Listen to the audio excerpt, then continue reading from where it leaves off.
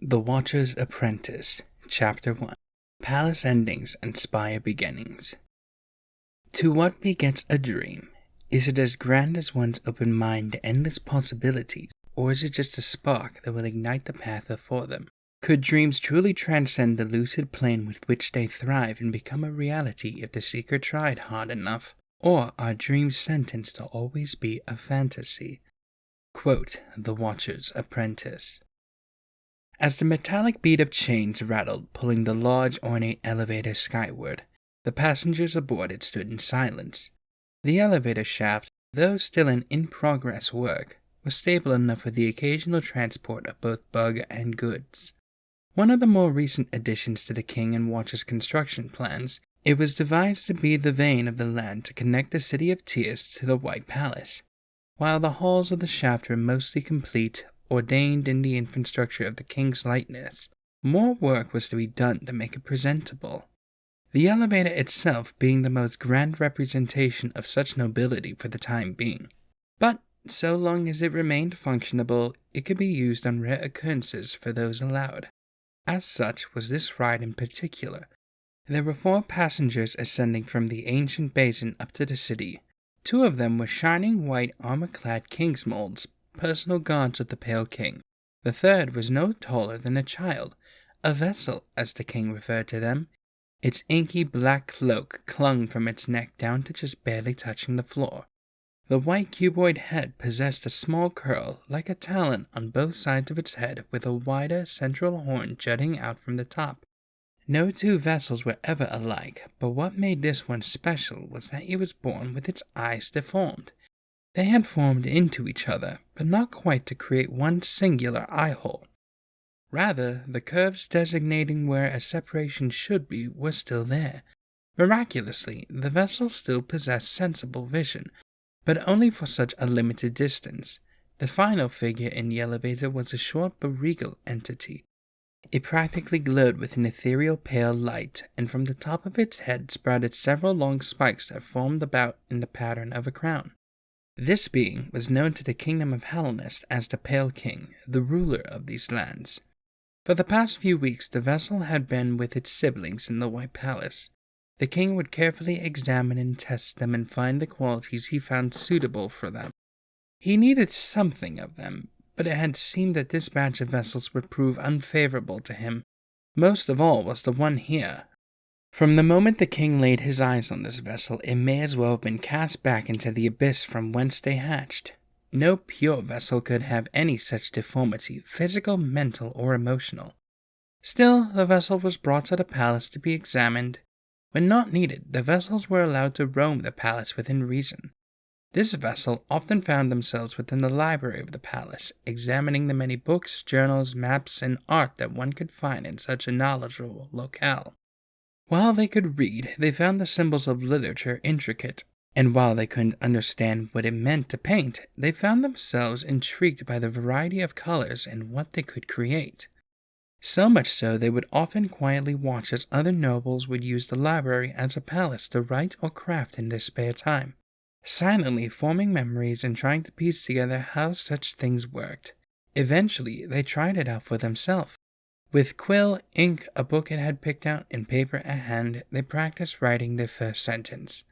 The Pale King happened to come across this curious occurrence, a vessel attempting to write. Truly, this thing proceeded to prove how unfit it would be for the task at hand for the future pure vessel. And yet, there was something marvelous about it too. A being of void showing the potential to learn, to plan, to pursue its own desires. As the vessel wrote, most of what it scribbled was gibberish nonsense, but clearly it was writing letters, just with no direction of how to piece them together. The vessel stopped and seemed to look at its own writing, as if in a deep thought. Was it perhaps frustrated? The vessel turned its attention to the book it had selected and flipped to a random page. It stared at it for a bit, as if making a decision, and then turned back to the paper in front of itself. It carefully read out the word it had selected from the page. Note. Seeming pleased with this, the vessel set the quill down and held the paper in its hands, staring down at the word. The king was in his thoughts after witnessing such an event. This was an astonishing find. but not one he had any requirement for. This vessel had nothing to give that the king needed, but perhaps there was someone else it could. Why let such a grand potential like this go to waste at the bottom of a forgotten pit? The king left the vessel to itself and began to make plans for their trip above. And here is where we find them now. The king on his way to deliver this curious little vessel to one that could find a use in its skills. The vessel had never been this far from the palace. It only knew the white halls of it, as well as the black depths found beneath the kingdom's foundation.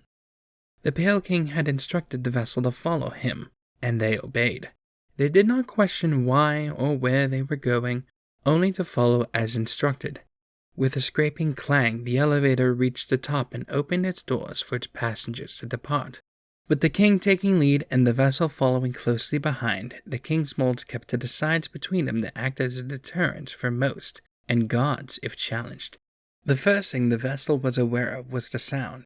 The noise of the elevator had blocked it out before, but with its silence, a new one took its place. A much softer but more chaotic beat.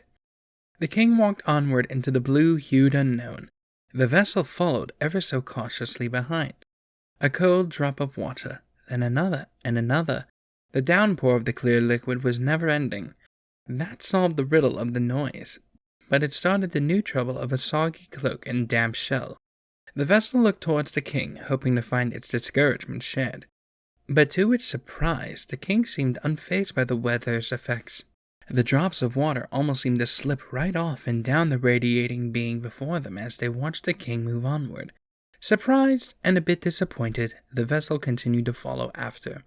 Exiting the elevator shaft, the king swiftly turned back around and up the steps leading to the building right above them.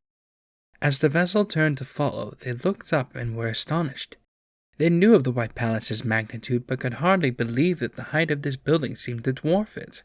What this new place lacked in overall size compared to the palace, it certainly triumphed in terms of its vertical length.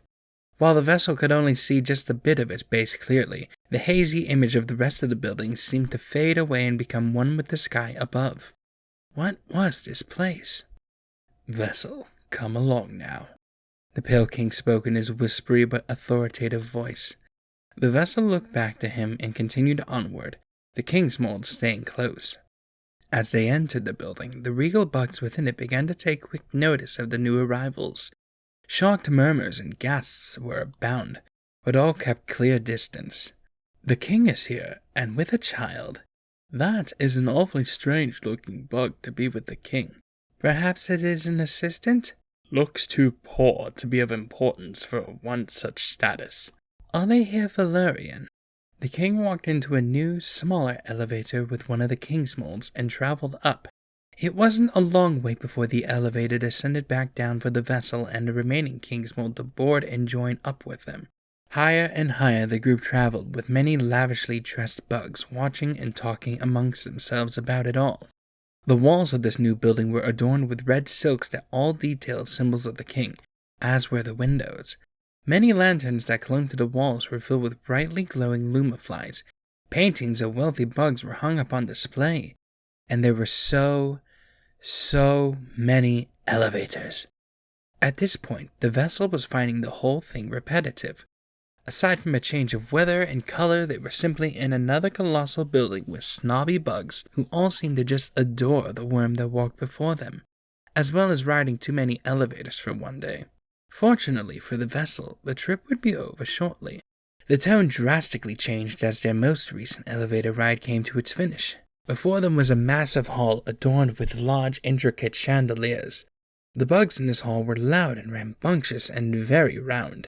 The Watcher Knights had all been enjoying the midday meal together when the king's troop had arrived, and none had yet to notice them. The king ignored the merriment and proceeded onwards, his knowledge of this building seemingly like the back of one of his pale hands. The vessel found themselves a bit intimidated by it all. The roars of laughter and cheers, the rumbling of the floor from the weight of these bugs' excitement, it was all outside the vessel's preferred quiet and peaceful preference. They had hoped this long trip would soon be over. Midway through the hall, the Watcher Knights began to finally take notice of their guests and hushed down, silently watching as the royal entourage passed them by. the king and his soldiers never turning to look at the knights. The vessel, on the other hand, was looking around at it all with nervous curiosity. As soon as they had passed through and continued their journey upwards, the noise soon returned. Hushed at first, but then one joke about how one of the king's spikes looked shorter than the others sent the hall into a thunderous laughter.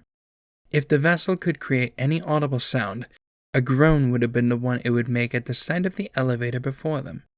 Like the many times before, the king, with royal guard at his side, traveled up first, but the wait was longer this time. If it hadn't been for the elevator chains continuously slinking upward, the vessel would have thought they had gotten stuck. A funny occurrence for one of such regal status to deal with, but not one for everyone else to solve. Eventually, the locking sound of the elevator stopping echoed from up above, and it began to make its way down. Finally aboard this last elevator, the vessel and Kingsmold began their upward journey. The vessel watched a large window before it as they moved. Murky shadows of other buildings could be barely made out on the other side, the lights in their windows illuminating their silhouettes. Raindrops continuously pelted the window in its soothing rhythm as the water trickled down in tiny streams and rivers along the glass. They had traveled incredibly high up now, to the point that the vessel didn't dare look over the side out of concern of not seeing the ground beneath them. Soft chatter could be heard coming from above as they neared the top. The king was conversing with someone. With a final clang, the elevator ceased its movements, and the trip upwards concluded. Before the vessel was an incredibly large telescope, with a small stool before it so one could sit and stare out for long periods of time. While the vessel didn't know the name of the object before it, they recalled seeing a sketch of one like it in one of the books it had flipped through in the palace's library. "Vessel, come this way." The king's voice caught the vessel's attention, startling it out of its ponderings, and it turned around. They became aware that, aside from the ceiling above and the floor beneath them, all the walls of the room were glass windows. Candles were lit along the sides, illuminating the room in a warm glow. Journals were strewn about the floor in various piles, and a bed resided by the far right side of the room. But the main centerpiece of it all was the king, standing beside a new figure, one who had been painting when they arrived. This bug gave off a different feel from all the bugs the vessel had noticed on their way up. No stylistic outfit or jewelry like the upper class, and not loud and big like the knights below. This bug wore a somber blue cloak that seemed to connect with its pale mask. The ends of the cloak appeared to be tattered and unevenly cut, but it was hard to say if that was intentional or not. The mask, however, drew the vessel's gaze in awe. The mask itself resembled an upside-down teardrop with a single black hole in it of a similar shape. The mysterious figure had set down their painter's brush so as to turn and get a proper look at the vessel. The painting they had been conjuring up appeared to be a landscape piece of the city, a glimpse of what one such as they would view from this high above everyone else. The vessel took a few steps forward, for standing beside the king and in front of this fascinating new bug. "This vessel, my friend Lurien, is not one that I desire for my plans. As you can see, it was born improper for one that needs to be perfect, and my tests have concluded its sight is as fractured as one could assume. Not only that, but I have found that it has a fondness for all things literate and sketched. That empty void that is required, it is not found here. However," the king said, reaching into his sleeve and removing a rolled up piece of paper, "there is a possibility it could find some use for you." The king unraveled the parchment, revealing to Lurien the practice writing the vessel had tried before. The many letters and symbols that translated to nonsense all abound, except for the one word the vessel had succeeded in writing. "Note," Lurien said out loud. His voice was also hushed like the king's, but whereas the king had an underlying sharpness to the way he spoke, Lurien's voice was more smooth. Where the king would enunciate, Lurien almost seemed to breathe out the word. "How curious, my king.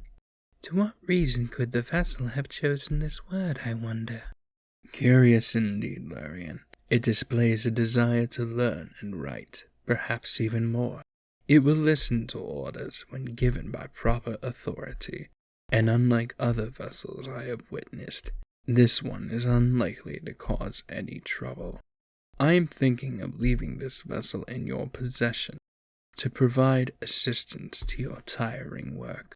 Unlike other bugs that require payment or care, the vessel needs no such things and can go long periods before needing to rest. It will need to be properly taught our language and how things are first, but I trust that it will prove to be a great asset to you. That is, only if you wish for it. If not, then we will depart, and you needn't worry about this again. The vessel had been standing still, subtly turning its head side to side to watch whoever was speaking at the time. While it was unaware of what exactly the Pale King had been going on about, it was surprised to see its writings in his possession. They had left it on the table when they left the library, and yet here it was. The vessel had a feeling that, whatever the two were discussing, it was definitely about them and what it had done. But if the king had been upset, why drag them all the way out here to meet with this Lurien? As the king finished speaking, the vessel turned its gaze upon Lurien, looking up into his mask. Lurien quietly returned the gaze, occasionally glancing between the sheet of paper and the vessel. While the king had been secretive about his vessel project, Lurien had known bits and pieces about it. After all, it was Lurien that pointed out the way for the king to find the abyss long ago. A vessel born from the void with the desire to write, learn, and create. This once-in-a-lifetime opportunity made Lurien's mind erupt with ideas and potential. Truly, he would be the only one, aside from the king, privy to such an experience. Not to mention, this vessel was a gift from the king, and how could Lurien turn that down? My dear Palest, it humbles my soul that you had me in your thoughts when you witnessed this rare occurrence.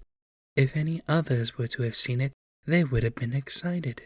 But for you, it only brought pain. Even so, you looked for a way to turn that pain into something good.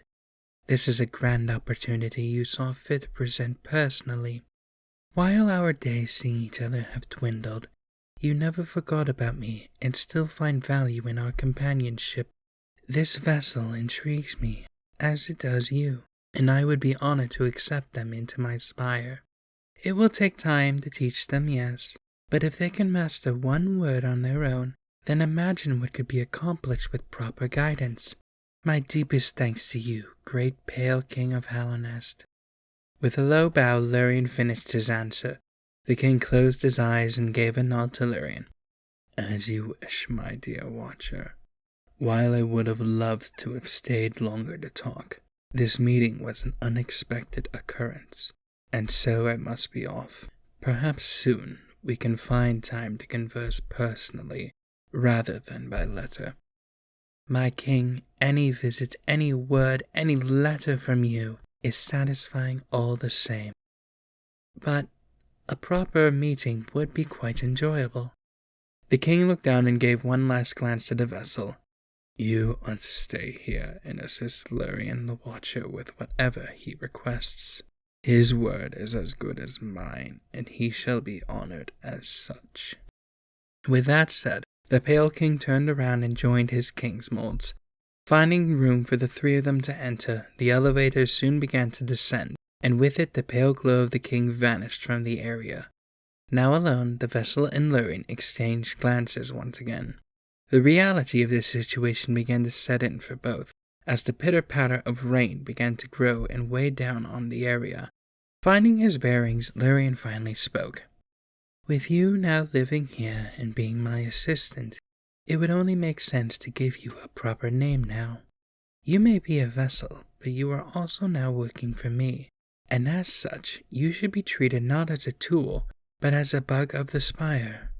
Lurien looked down once again at the sheet of paper in his hands. You made the king take note of you, and you will be taking notes for me. Lurien chuckled. So I think the name Note would be quite fitting for you. What do you think? Nod if you agree. The vessel was marveled by this watcher before them. They had only met Lurien for a few minutes, but in that time had never referred to them as an it, but as one of their status. Not quite an equal, but certainly not a thing. All the vessel had known was that they were a failure, and within an instant they were granted a true name by the first friendly bug they had ever encountered. If they could cry, they perhaps would have wept at the feeling this gave them. They gave several enthusiastic nods before looking longingly up at Lurien for what he might say next. The elevator began to whir to life again as someone was traveling up to them. Very well. While the king said you could work for long periods without exhaustion, I think anyone would be tired after all you've no doubt gone through today. So for the remainder of the day, you shall be given a proper room where you can rest and settle. Tomorrow you will be shown the spire in its entirety, learning its ins, outs, and everything in between. The following day, you will begin your studies for how to write and read. And after that, we shall find out together. The elevator arrived, and one of the wealthy bugs the vessel had seen before was standing in it. Or at least, they may have seen this one. To them, most of that bunch all looked similar to each other. In their hands was a silver tray that carried 2 glasses of tea, still steaming, freshly prepared. Master Lurien, I saw the king had just left, but not before I had prepared tea for the both of you. I know how your long talks tend to dry your throats. So Who might this be, master? It appears this bug was not quite the same as the others. This one was Lurien's personal butler. This is Note, Bartle. They will be assisting me with my work from this day forward. I shall go over more with you later, as you and I enjoy the tea you have graciously fashioned. For now, would you kindly escort Note to one of the spare rooms available? Class this one between my personal elevator and the library, if you would. Certainly, Master Lurien. After setting the tea down nearby to Lurien, Bartle walked back over to the elevator. Go along now, Note. You can trust Bartle. He will take you to your room. I promise I don't bite like those charming fellows in the deepness, little one. Note. Their name was now Note. Still coming to terms with this new change, they stepped forward and joined Bartle in the elevator. It seemed they would be getting used to riding elevators more sooner than they would have thought. As the clanking whir of the elevator began, Note watched Lurien in quiet wonder as they descended to the start of their new life.